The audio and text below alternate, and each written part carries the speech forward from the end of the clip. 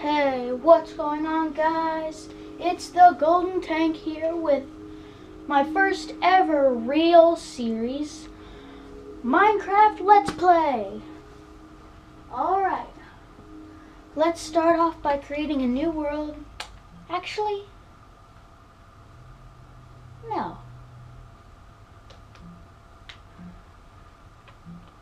Let's do Redstone tutorials.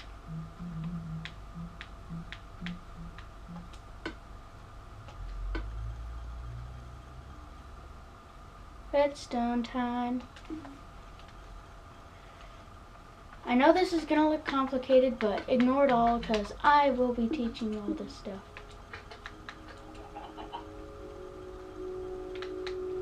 Let's go all the way over here, away from everything, and basically grab pretty much a lot of redstone stuff. You'll need a lot. And just for demonstration purposes, I'm going to use a redstone lamp as my thingy-mabopper. Okay, so let's start off with the most basic things.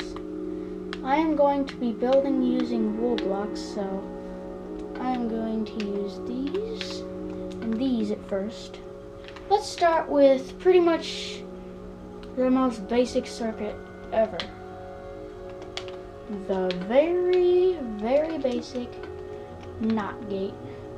This is pretty much the most important gate in Redstone, despite it being so simple. All you need are those three things. That's it. Notice when I flip the lever, the redstone torch turns off. This can be very useful in a lot of things, such as the next gate you're going to see here. This next gate I'm building is known as an AND gate. What this does is both inputs have to be on for the output to be on.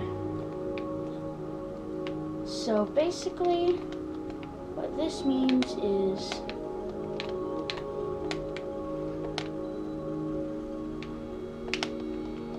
I'm going to start using the redstone lamps now. See how it's off? If I just turn one of these on, the redstone lamp doesn't come on. But if I turn both on, it goes on. Simple as that.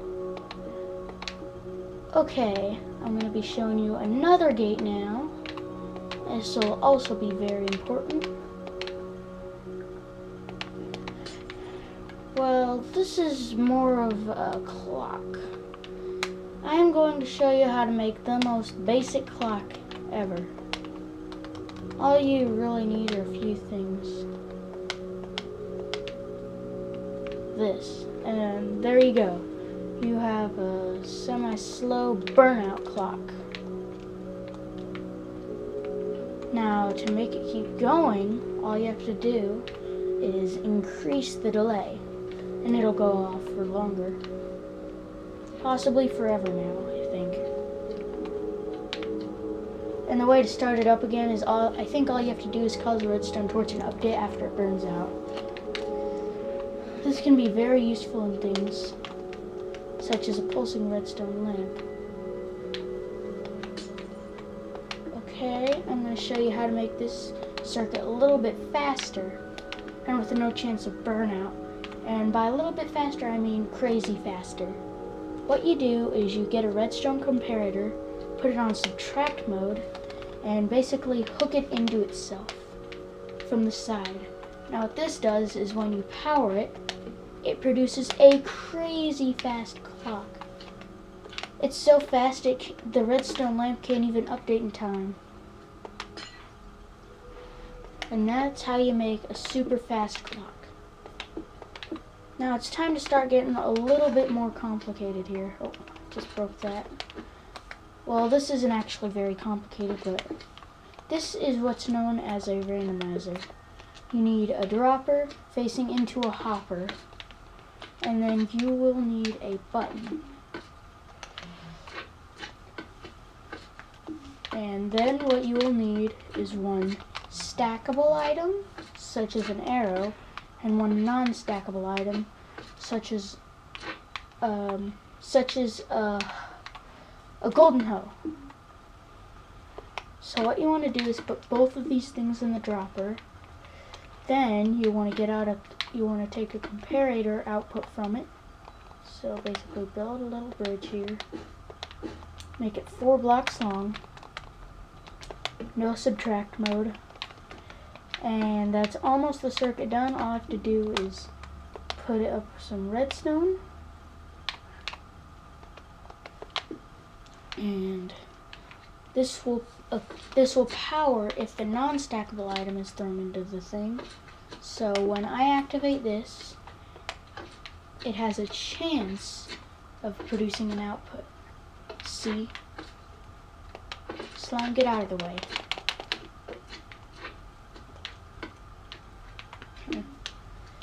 Alright, so next thing I'm going to be showing you is how to make a torch tower.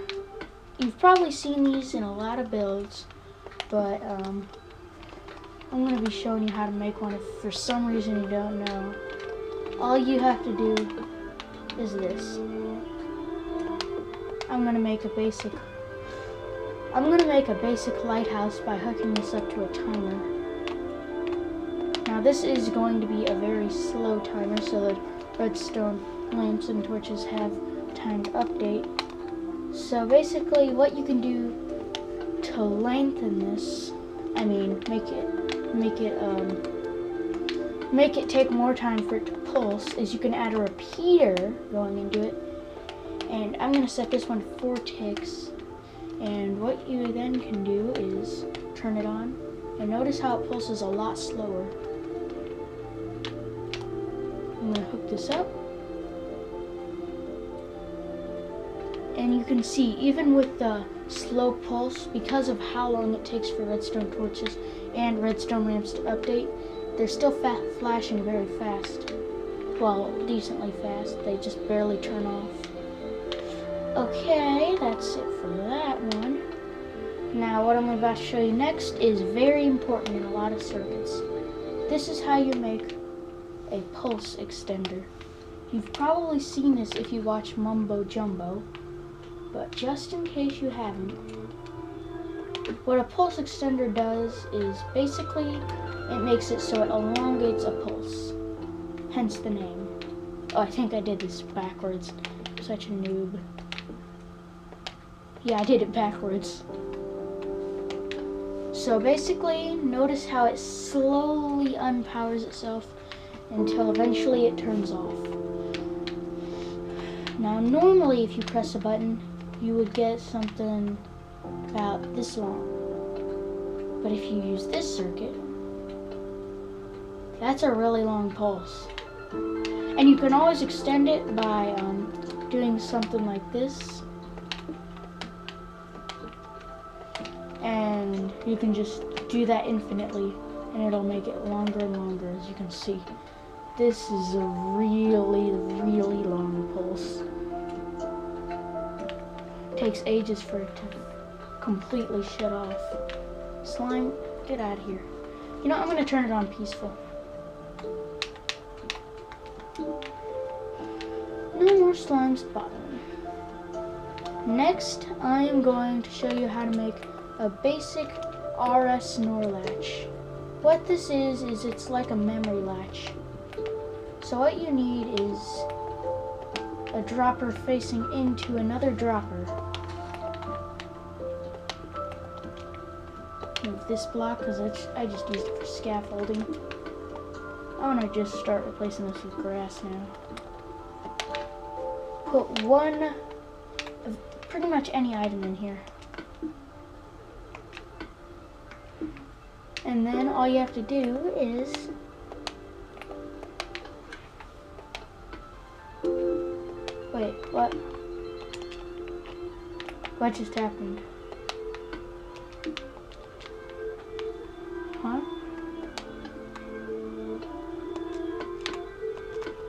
Oh, I think I know what I did. Wait, do I?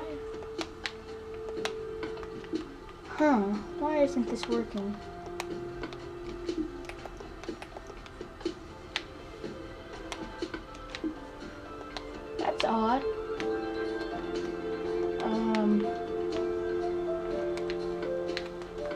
aren't these doing anything?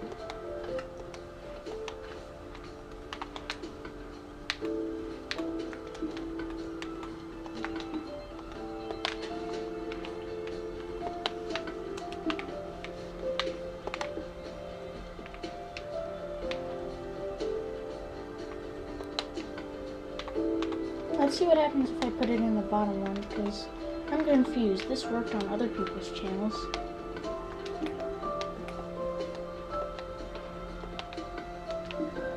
Huh. This is really strange, honestly.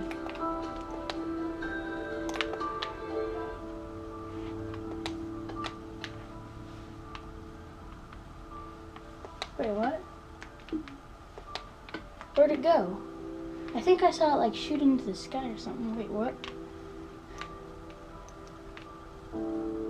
That was odd. I think I know a way that I can do this design. This is really confusing. What? Just did that. Let's make sure this still works.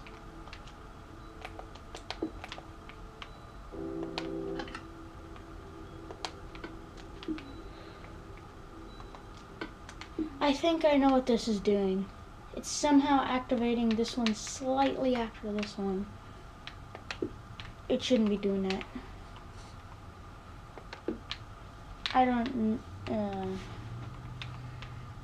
I think I know a way to fix this. Just raise it up a block.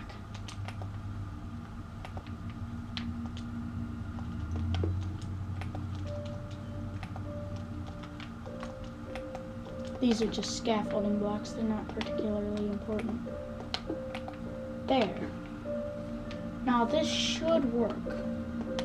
I just put an item in here. And yeah, it moves into there.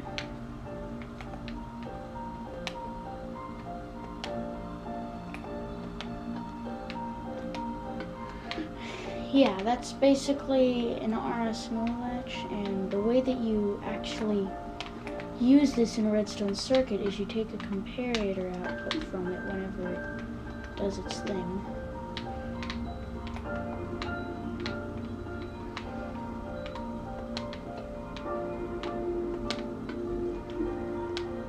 And it will go kind of back and forth.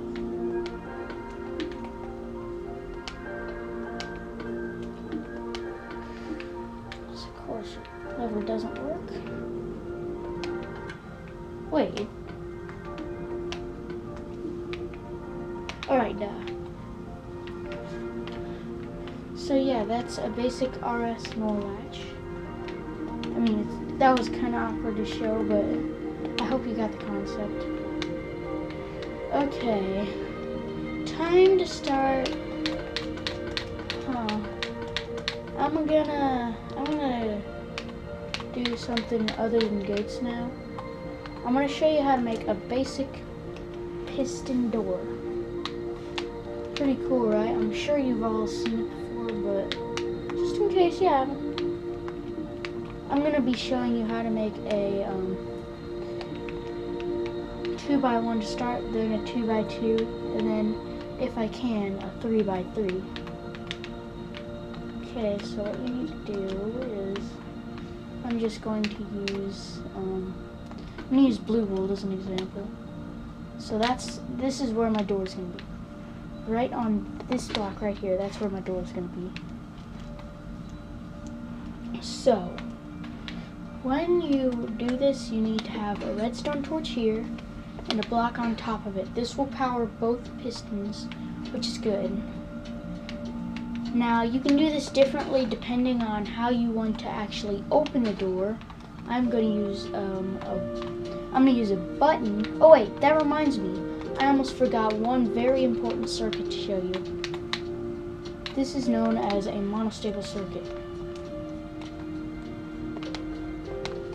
You need to do that. Put a sticky piston, block on top, redstone repeater, and then a button on the block with redstone. And notice how for a very, very tiny amount of time, the repeater turns on. Now this can be combined with a sticky piston with a block on its face and a redstone torch to create what's called a T flip-flop. So basically, whenever a sticky piston receives a pulse that fast, whenever it tries to retract, it can't grab the block in time, so it leaves it out there. In this case, I accidentally made a burnout clock. And that's how you make a T flip-flop. That's sort of how I'm going to open my door, except without the T flip-flop. That was just for information, just so you know. Okay, so I'm going to use red wool for this part of the circuit, because... oh wait, I don't even need those blocks anymore. So basically what I'm going to do is I'm going to have a repeater here, redstone there, up here, up there, a button here. Oh, and as you can see, my door opens for a small amount of time. Now I'm going to connect this button to a pulse extender to make it stay open longer. So basically all you have to do is the basic pulse extender thingy-majigger, and you should have yourself a pretty good redstone circuit. Let me just make sure this pulse extender works. And yes, it does. So that is how you make a good basic piston door. Now let's just do that just because I want to hide the redstone a bit. So now you can just go through the door. Of course I can fly through fast because I'm in creative mode. So yeah. Okay, I think that'll be it for the first part of my redstone series. If you guys enjoyed, make sure you hit that like button down below. Leave me a comment down below. I love hearing from you guys, and goodbye to you